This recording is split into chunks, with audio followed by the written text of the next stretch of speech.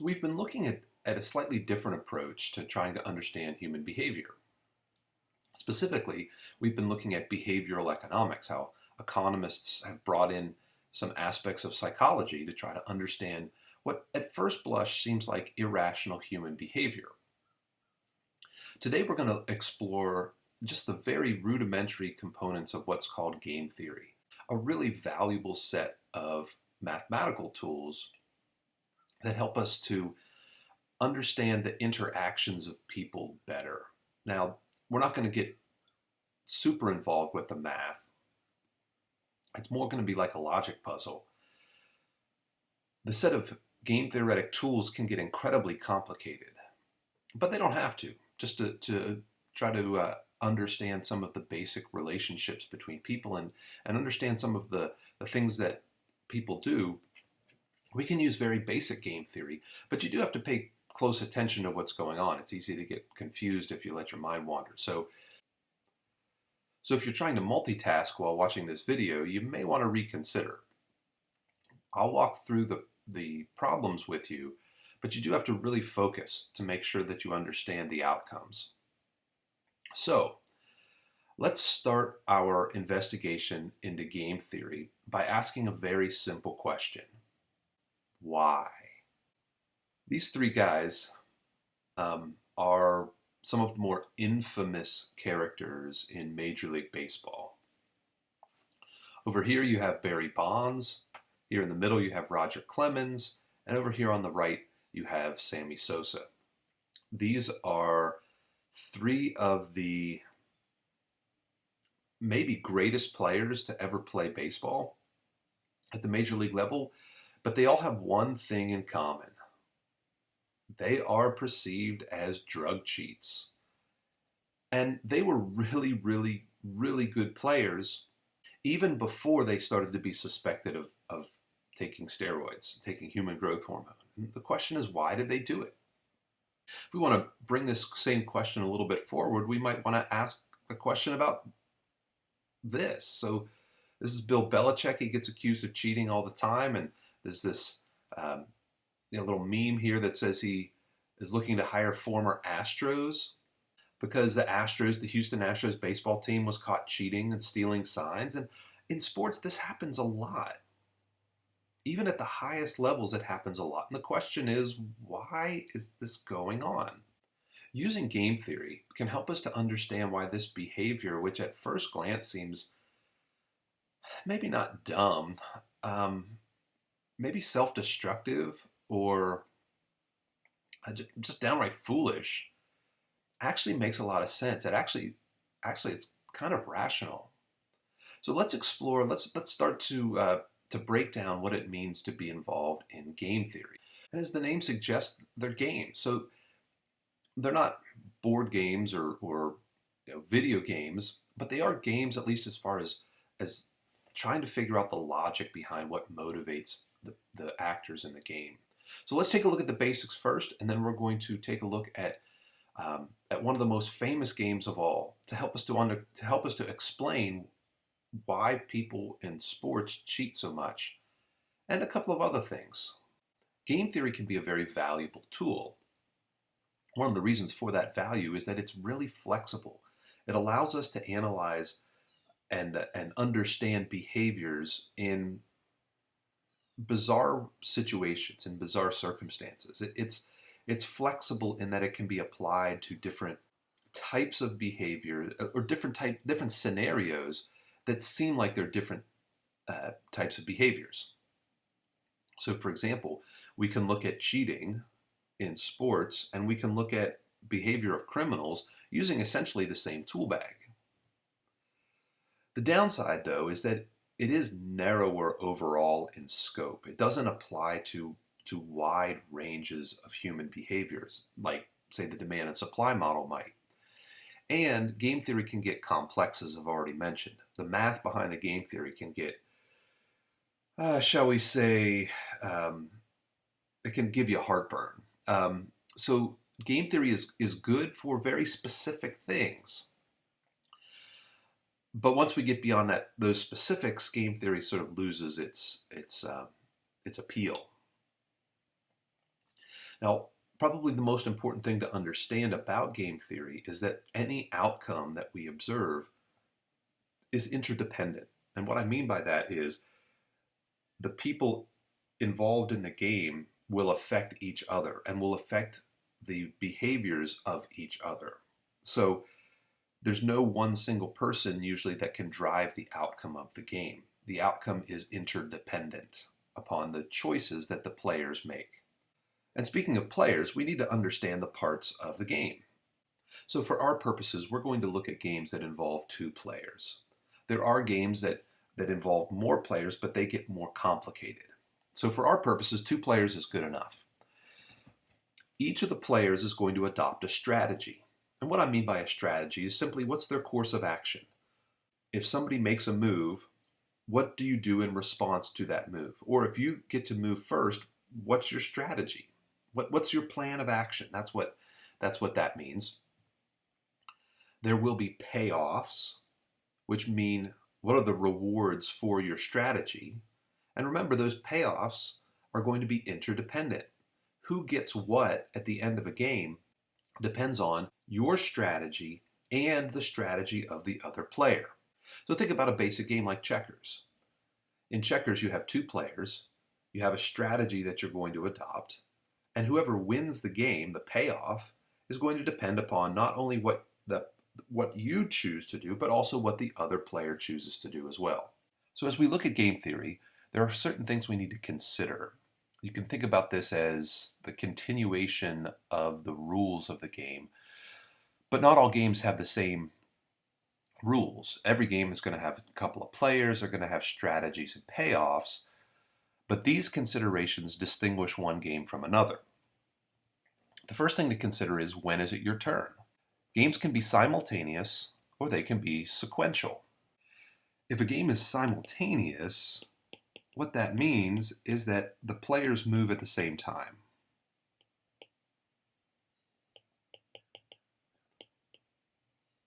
Players move at the same time. So a simultaneous game is like rock, paper, scissors. You go rock, paper, scissors, shoot, and if the players don't go at the same time, then they start arguing with each other. Somebody gets mad and the game is over. In a simultaneous game, you have to make a choice at the same time. You have to adopt your strategy and employ it at exactly the same time. But not all games are simultaneous. Some games are what we call sequential. And a sequential game is a game where people move one after the other. So you make your move, and then I get a chance to respond to what you do. You move, and then I move. And then you might get a chance to respond to what I did. Sequential games are more like checkers or chess. So one person makes a move, then the other person makes a move. That gives you a chance to respond, and that can be really important. If you know what the other player has done, and you have a chance to respond, then you can choose a move that is better for you given what the other person has done. So when is it your turn? That's one thing we consider when we are building a game or looking at a game. A second thing we need to consider is, do you play well with others? Some games are cooperative, while other games are non-cooperative. A cooperative game is one in which you seek to maximize the benefit of all of the people involved in the game. So basically you're working as a team. Non-cooperative games occur when you're trying to maximize only your own well-being. Something to consider here is that whenever you're trying to maximize your own well-being, if it's a non-cooperative game, that doesn't necessarily mean that you're going to end up with more than the other person. It might be that the payoffs will skew in the other person's favor. When we talk about a non-cooperative game, what you're trying to do is maximize your own payoffs. And you're really only focused on yourself. If the other person ends up with more than you, that doesn't mean you lose. It just means they have more than you. What we're looking at here, what the focus is on, is can you end up with the largest payoff for you? Again, if the other person ends up with more than you, that doesn't necessarily mean you're a failure in the game. Your goal in a non-cooperative game is to maximize your own payoff, no matter what happens to the other person. Finally, our last consideration is, when does the game end? Games can be one shot or they can be repeated. A one-shot game, as the name suggests, is a game that's played one time. A repeated game is a game that's it's played over and over and over again. I'll go back to rock, paper, scissors. A one-shot game would be, rock, paper, scissors to figure out who gets the last piece of cake. You play it once, the game's over. A repeated game would be a game where you play the game over and over and over again, and you have a chance to see if you can see any patterns in the other person's behavior. This would be, best 3 out of 5 in rock, paper, scissors. Or instead of instead of the football playoffs in the NFL, where there's one game you play and if you lose, you're out. It would be like the NHL playoffs, where it's a best 4 out of 7. So one team wins game 1. They've adopted a particular strategy. Now the losing team can react to that strategy. So repeated games have the advantage of basically more information. So you can learn what the other party is doing and try to respond to it, but only the next time you play the game. Now that brings us to the question of trying to figure out a strategy. How do you do that? What is the strategy that you're going to adopt when you play the game? Now, of course, it depends on what the game is. But let's take a look at a couple of specifics, a couple of strategy basics here. One is that if you're in a game, it's usually in your best interest to adopt what we call a dominant strategy. A dominant strategy is what you would do regardless of what the other player does, because it leads to the biggest payoff for you. A dominant strategy is what you would do regardless of what the other player does, because it ends up giving you the largest payoff. And that's what's important. Now, not all games have dominant strategies, but some do. In fact, some games have dominant strategies for one player and not the other. But if you can find a dominant strategy, that means you're going to get the largest payoff regardless of what the other player does. If you can find a dominant strategy, then that's pretty good. That gives you the assurance that you're going to get the largest payoff no matter what the other person does.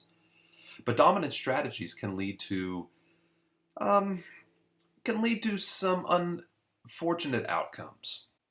Before I get to those, let me talk a little bit about what's going on in terms of the games. Games can have equilibrium outcomes. Just like demand and supply has an equilibrium where the two lines cross, sometimes a game ends up with a certain set of payoffs for the two players, and there's no reason to move from those positions. But there are different kinds of equilibrium when we talk about game theory. Some equilibrium are very stable, where there's no reason to move from them. Other equilibrium are very unstable, where it's very likely that that conclusion is not going to remain, that there's an incentive for people to move away from that equilibrium. Probably the most stable of equilibrium is what's called a Nash equilibrium. A Nash equilibrium is named after John Nash, who won the Nobel Prize in economics for studying game theory. And a Nash equilibrium is a very special situation because, unlike other equilibrium, there's no way that anybody can move out of a Nash equilibrium and make themselves better off. When we're figuring out strategies, if you adopt a dominant strategy and the other player adopts a dominant strategy, you're going to find a Nash equilibrium. The Nash equilibrium occurs when no single player can unilaterally change their strategy and improve the payoff. Now that sounds like there's a lot going on there. But what a Nash equilibrium really means is that no player, once they get to equilibrium, can say to themselves, I'm going to change my mind. And by changing their mind, improve their position. In a Nash equilibrium, if you change your mind, you're going to make yourself worse, make yourself worse off, your payoff will go down. That's what distinguishes a Nash equilibrium. So again, not all games have equilibrium. They certainly don't all have Nash equilibrium.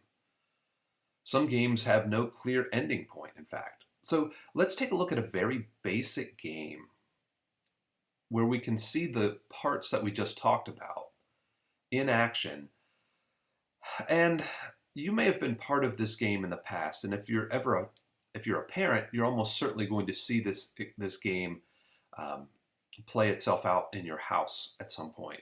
So let's take a look at a very basic game where things don't always end well. In fact, they may never end at all. When we illustrate games, a lot of times we use what's called a game theory matrix. And a matrix is just simply a box, or a set of boxes within a bigger box. The matrix allows us to illustrate the players of the game as well as their strategies. So this is the most simple of games, where we're going to have two players. We will call them, I'll use my kids, Katie and Maggie. So those are our two players. And the two strategies that they can adopt involve behaviors when they were much younger. They could decide to play inside, or they could decide to play outside. Now, Katie, being the older sister, doesn't want Maggie around. Maggie, being the younger sister, wants to be wherever her older sister is. So depending upon the choices that are made by these two players, we may end up with, we will end up with one person being happy and the other person being sad. So for Katie, for example, I'll have her payoffs all in blue so you can see more easily what's going on with her. If she is in the same space as her sister, so if they are both inside, then Katie's payoffs are going to be 0. But Maggie is happy when they're both together. So Maggie's payoff is 1. 1 being happy, 0 being sad. So Katie, realizing what's going on here, she's unhappy, decides that she's going to go outside. So going outside gets her away from her younger sister, and now Katie is happy. But if this is the box we're in, where Katie is outside and Maggie is inside, then Maggie is sad. So Maggie decides that she too is going to go outside because that makes her happy. But when she does that, that makes Katie sad. So Katie goes back inside, where she is happy, and now Maggie is left outside while Katie is inside, so Maggie is sad. What we see here is a game that is a sequential game. When one person moves, there's a reaction to that move. So here we have a sequential game that it is continuous, so it's not a one-shot game. And in this case, we have no equilibrium. There's no single box where the players settle into and say, you know what, this is good. We don't want to move from this box. Katie always wants to go wherever Maggie isn't, and Maggie always wants to go where Katie always is. So this game ends up going around and around and around until somebody yells, hey, Mom, hey, Dad, Maggie's bothering me. And Maggie yells, hey, Mom, hey, Dad, Katie won't play with me. That's a game. A game theoretic game, and we can understand the behaviors by looking at the payoffs for the game. It makes parents crazy, of course, but it's a way to understand the behaviors. Why can't they get along? Well, they can't get along because of the way the payoffs are structured. There's no equilibrium in this game. And this is why parents are always so happy when kids go back to school. This is essentially the no-win game. And it's frustrating because there's no equilibrium, because there's no way to settle the game. But of course, not all games are no-win situations. Let's take a look at what is possibly the most iconic of all games in game theory. It's something we call the prisoner's dilemma. And the prisoner's dilemma has many applications. So before we start to break down the applications of the prisoner's dilemma, I want to show you a video of students engaged in the prisoner's dilemma in a somewhat unusual way. All right, we've got two superheroes up in the front. We've got Captain America on one side. Yay, Captain America. And we have Iron Man on the other side. Yeah, looking like Iron Man over there, Tony Stark, okay? So this is great. And in the movie Marvel Civil War, right? These two fight each other. And it's a really interesting question that comes up. Why are superheroes fighting each other? Aren't they supposed to be the good guys? Batman fights Superman. Iron Man fights Captain America. If you go to the comics, you see all kinds of superheroes fighting each other, but the question is why? Well, the answer is actually economics, and it's game theory. So, each one of these two superheroes has a situation in front of them. One's on the back of the shield, one's on the inside of the mask. And it gives them some situations, some conditions that would sort of instigate them fighting, or maybe they should just talk it out. Maybe they should just be like, come on, let's get along. We're superheroes. We got to set a role model for the youth of America and all that kind of good stuff. Okay? So, what I'd like you all to do is pick a winner. Pick who you think should be the winner. Give them, kind of cheer for them a little bit. Maybe give them some advice. Tell them they should talk or they should fight. Okay? So they're going to have like 5 seconds here to decide what their strategy is going to be. Either to talk or to fight. So they can think about this. Maybe you ought to help give them some incentive here. Should they fight or talk? Come on. Help them out. Help them out. Fight. Okay, all right. This is good. Give me some incentive here. Now, I can tell that they're very seriously thinking about what they should do. Very seriously. So, you've made your decisions, right, Iron Man and Captain America? Captain Iron Man, you better put that mask on. Okay, but I don't know if I trust Captain America, even though he's Captain America. You need someone to help you get there. We go. All right, excellent. So there's Iron Man. Iron Man is looking good. Captain America's looking strong. You've made your decisions. You know what you're going to do. What should they do? Fight. Okay. You guys have made your decisions. You know what the payoffs are. So go ahead. I'm going to count down from 5. If you're just gonna talk, you just stand there. Put your hands up. Nice defense. Hey, don't hurt me. Kind of position. But if you're gonna fight, you've got your ammunition up there. Grab that ammunition and start chucking it. Okay? We got 5, 4, 3, 2, 1, go.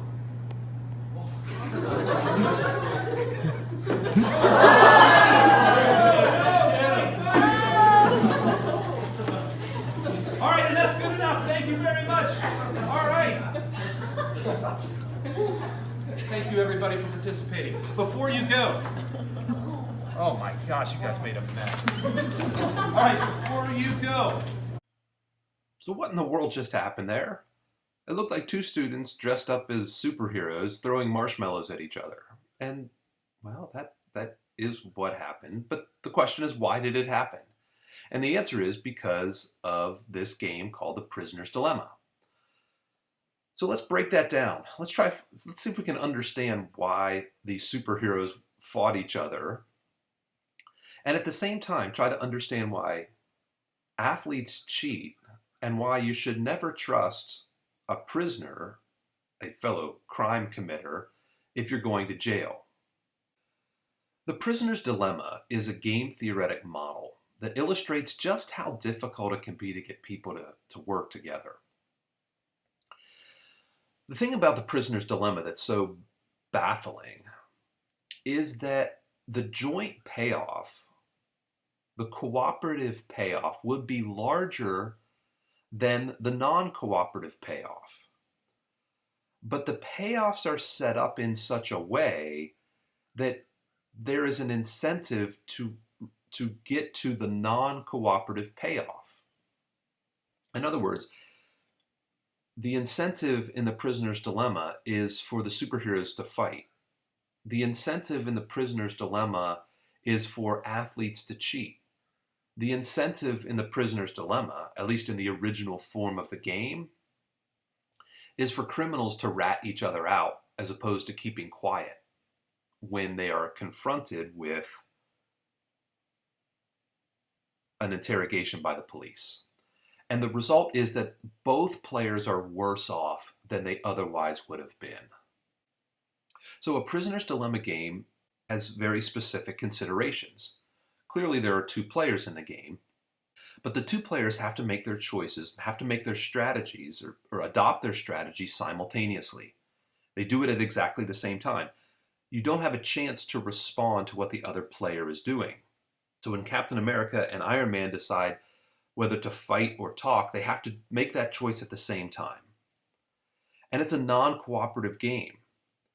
The players aren't considering the joint payoffs, they're considering what's best for me. How can I get the largest payoff for myself? And it's a one-shot game. Once you have the fight, there's no chance to have another fight. There's no chance to rehash these things and to sit down and negotiate. It's a one-shot game. You don't have a chance to develop a new strategy.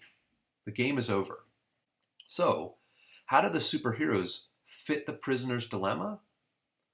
Well, in superhero battles, there is usually some disagreement about a strategy in order to address an issue. In the case of Marvel's Civil War, the two heroes are trying to decide on whether or not to accept government oversight of their activities.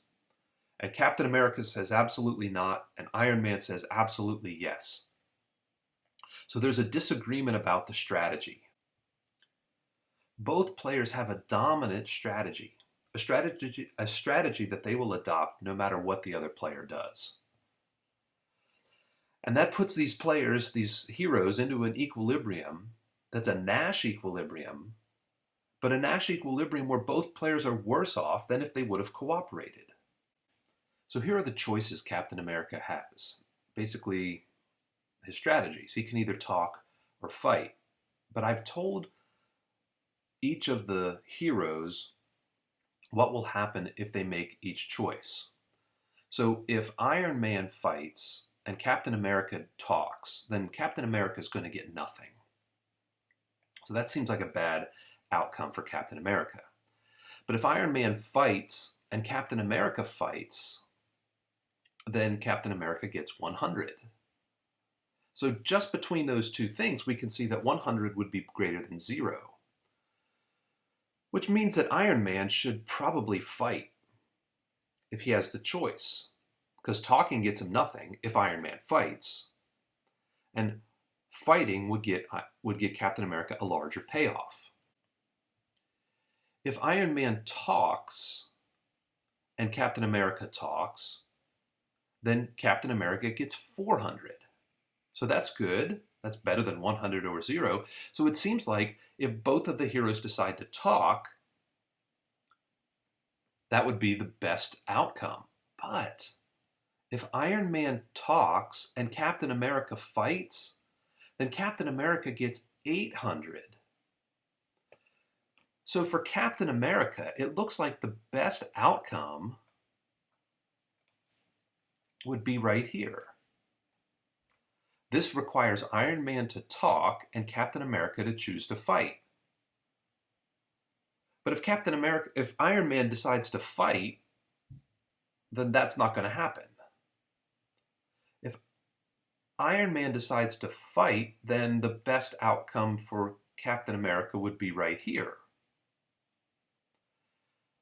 because 100 is greater than 0. And notice what's going on here.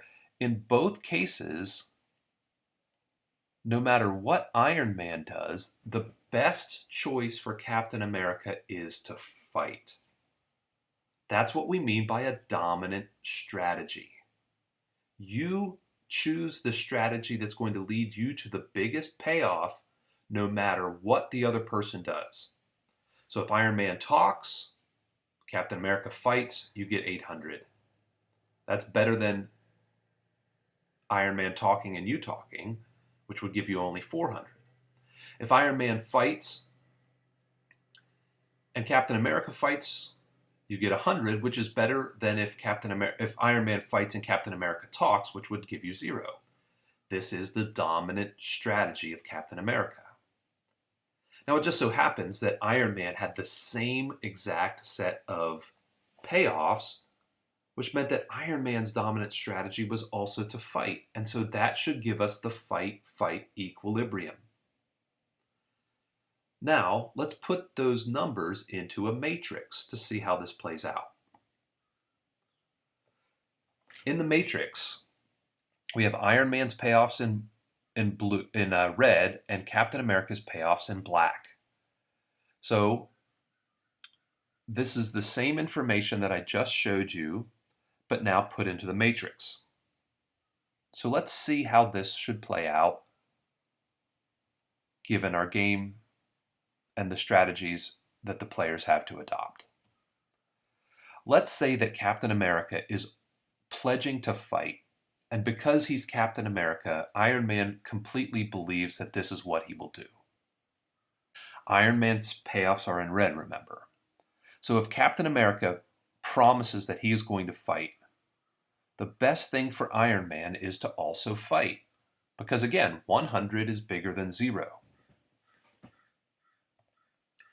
But if Captain America says, no, I'm going to be an example for the children, I'm going to talk, what should Iron Man do? Again, he should fight because 800 is bigger than 400. So if Captain America promises to talk, Iron Man should adopt the fight strategy because that gives him the biggest payoff. So no matter what Captain America does, the payoff for Iron Man will be largest if he fights. Now let's change things here. Let's say that Tony Stark, Iron Man, says, no, I'm going to talk. I'm a lover, not a fighter. I will definitely talk this out. Captain America, whose payoffs are in black, looks at this situation and says, you know what? The best thing for me would be to fight because I get a larger payoff. I don't care what Iron Man's payoff is. I get a larger payoff for myself. That's that 800, which is greater than 400. But if Tony Stark says, no, I'm going to fight for what I believe in, this is the right thing to do, and Captain America looks at that and says, well, if I talk it out, I'm not going to get anything. If Stark fights, if Iron Man fights, then it's in my interest to fight as well, because 100 is bigger than 0. So again, Captain America's dominant strategy is to fight, just like Iron Man's dominant strategy is to fight. And so that puts us in the fight-fight box here. You might be looking at that and saying to yourself, well, wait a minute. If the two heroes would talk it out, they would both get a bigger payoff. And you're right. The problem is the dominant strategy puts you in the fight box. It's your dominant strategy because you're going to do whatever is going to lead to the biggest payoff for you, no matter what the other player does. And unless there is some way to enforce a talk it out strategy, the players have a dominant strategy to fight, and we see Marvel Civil War where the two hero sides are battling each other. This doesn't seem like it should be the strategy. It doesn't seem like it should be the way the game ends up, but it is. It's a dominant, because each side has a dominant strategy. And we see this prisoner's dilemma in a lot of different aspects of life. Now, the prisoner's dilemma does not apply to every single circumstance, and it's not not all games are prisoner's dilemmas. Not all games have dominant strategies, but this one does because of the way the payoffs are set up. So what are some other examples of prisoner's dilemma in the real world? Let's take a real quick look at a payoff matrix for athletes cheating. Let's say we have two bicycle racers. We'll call them Lance and Miguel. Lance and Miguel have the opportunity to either cheat or not cheat. And if we set those strategies here, so Miguel could cheat or not cheat, Lance could cheat or not cheat. These two athletes are very similar in their capabilities. They're just outstanding athletes. And cheating a little bit would put them over the top, would give them that little bit of added advantage. If Lance cheats and Miguel cheats, they both have about a 50% chance of winning.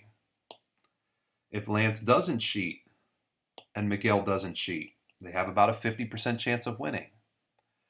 But again, that cheating, if the other person doesn't, gives the cheater just enough of an edge. So if Lance decides he's going to cheat to win, he has an 80% chance of winning. Miguel only has a 20% chance of winning. Yeah, maybe Lance falls off his bike or something. There might be something that happens. Lance gets a cold or whatever. So there's a chance that Miguel could win, but it's so much smaller than it used to be. If Miguel cheats, now he's got the 80% chance of winning if Lance doesn't cheat. So what ends up happening is they both cheat. And you say, well, why? Why would they just not agree to not cheat? Here's why. Let's look at this box right here, this cheating box. Remember, I said a dominant strategy is a strategy you adopt no matter what the other player does. And that can lead us to a Nash equilibrium. The Nash equilibrium is the equilibrium that says you cannot unilaterally change your mind and improve your position. So if we are here in the cheat box, and Lance decides, you know what, I'm going to change my mind. I'm going to go from cheating to not cheating. Look what happens to his probability of winning. Given that Miguel is still going to cheat, Lance has just hurt his chances of winning. Similarly, if Miguel goes from the cheat box to the not cheat box, given that Lance continues to cheat, he's just harmed himself. He's just made it harder for himself to win. That means that in this cheat box, we have a Nash equilibrium. The Nash equilibrium says you can't change your mind and improve your position. Now you may say to yourself, wait a minute. Would that also not apply to the not cheat box? What happens if we're down here? Is this a Nash equilibrium? It's the same payoff. Why would the game end up in the cheat box and not in the play fair box? And the answer is, this is not a stable equilibrium. It's not a Nash equilibrium because, let's say Lance is trying to figure out, should I cheat or should I not cheat? What happens to his chances of winning if he cheats? They go from 50 to 80. He can improve his position by changing his mind, assuming Miguel does not. And Miguel is in the same position, really. He would go from 50 to 80% if he decides to change his mind, going from not cheating to cheating, and Lance stays the same. So while this is the same payoff down here, this is not a Nash equilibrium.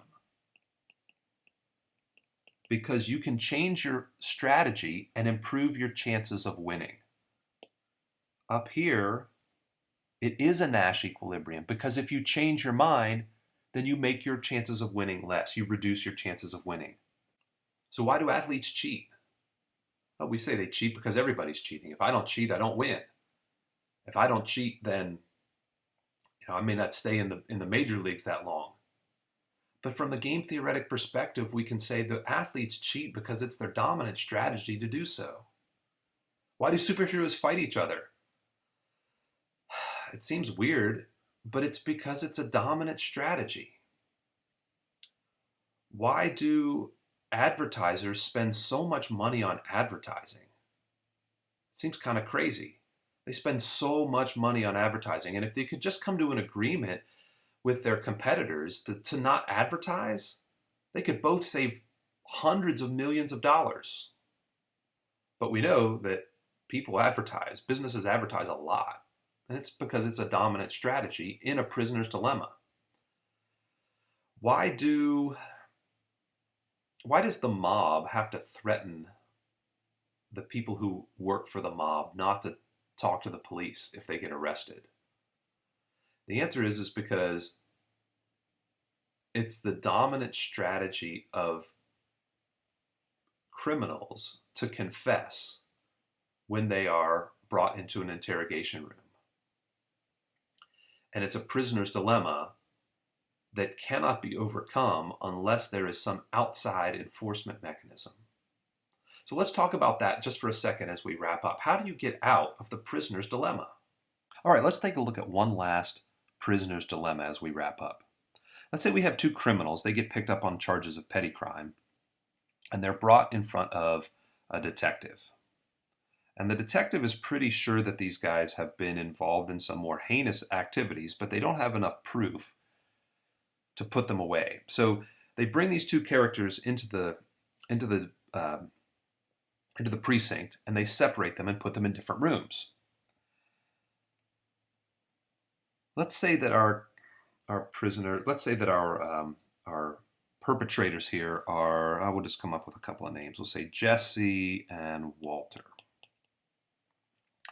And so the detective walks into Jesse's holding cell and says, "Hey, it's been a while since I've seen you in here. We know you've got a rap sheet a mile long, but we've got you dead to rights on this petty crime theft.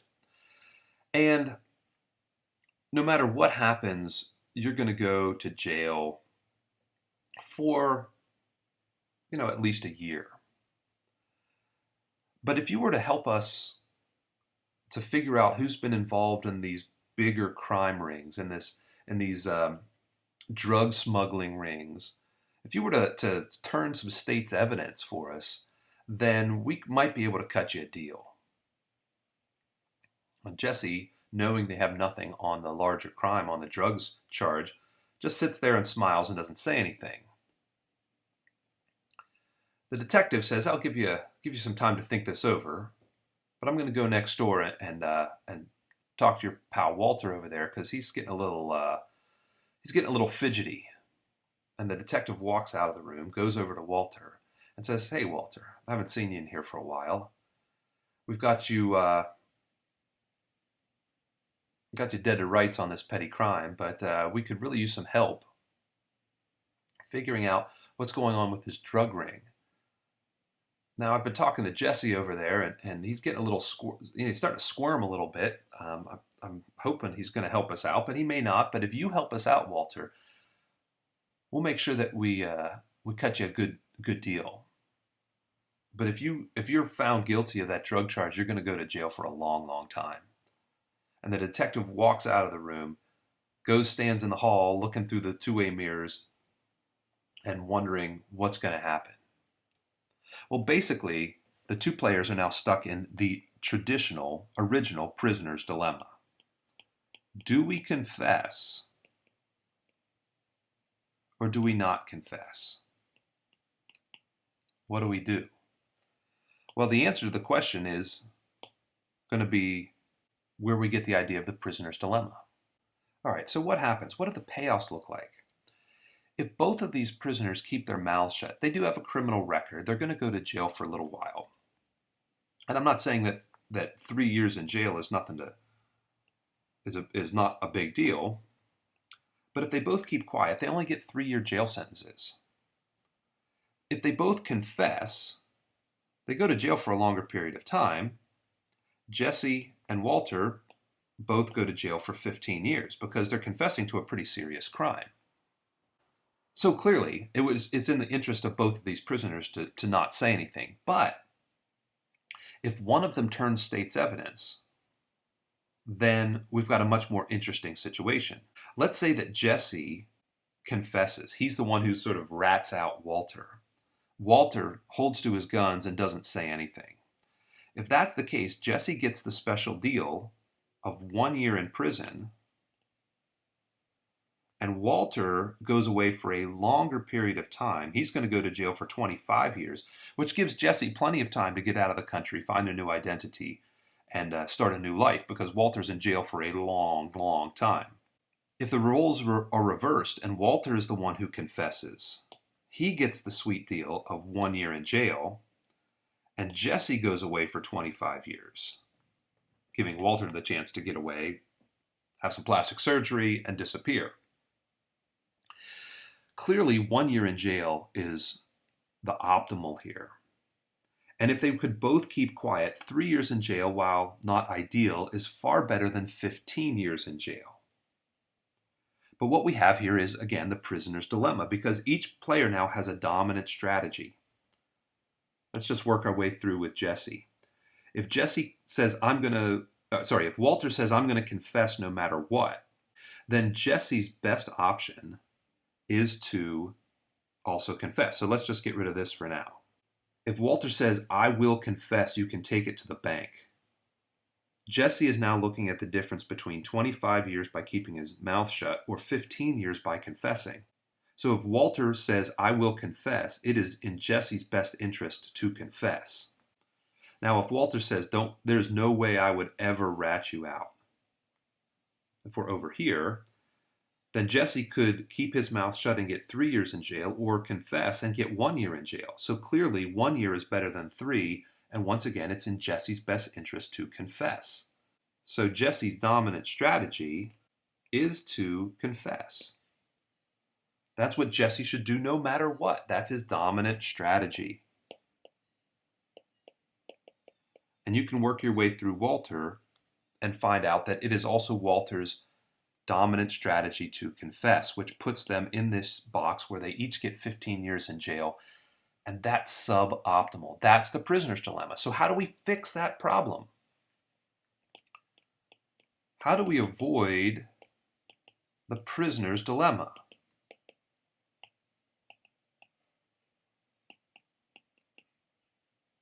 Well, if you've ever seen a mob movie, you know the answer to this. The mob uses violence and threats. They say, look, if you guys confess, we'll kill you. Or we'll kill your family. We'll kill your dog, your grandma. We'll break your kid's legs. They use violence and threats to get out of the prisoner's dilemma. In athletics, how do we get out of the prisoner's dilemma? We have regulatory bodies. We have testing. There are attempts, at least, and threats of punishment. Say, we'll ban you from competing for 10 years. And they try to make those punishments super severe so that it deters people from engaging in those activities. In the superhero world, it's kind of hard to come up with a solution. Now, they're not worried about violence, and they're not really paying attention to regulations. And so the superheroes end up fighting each other, and there's not a whole lot we can do about it. Except for one thing. Change the rules of the game.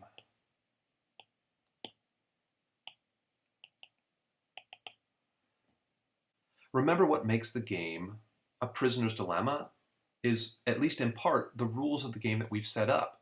It's a simultaneous game. It's a non-cooperative game. It's a one-shot game. One way to get out of the prisoner's dilemma is to make the game repeated. Allow players to play the game again so that they can respond to what the other player did and punish the other player's behavior. That's sometimes easier said than done, but that's a way to get out of the prisoner's dilemma. Make the game different. And there is clear evidence in the research on game theory that if you allow games to be repeated, you can come up with strategies, something we call a tit-for-tat strategy, that's going to yield higher payoffs and actually move people towards that competitive equilibrium. Well, that's probably more than enough for game theory for us here. It's fun, it's interesting. Um, it helps us to explain some curious behaviors, but it can be a little bit complex. So you do have to pay attention to the matrix and the payoffs and how those things play themselves out. But with a little patience and a little practice, you too can be using game theory to help explain some really odd behaviors.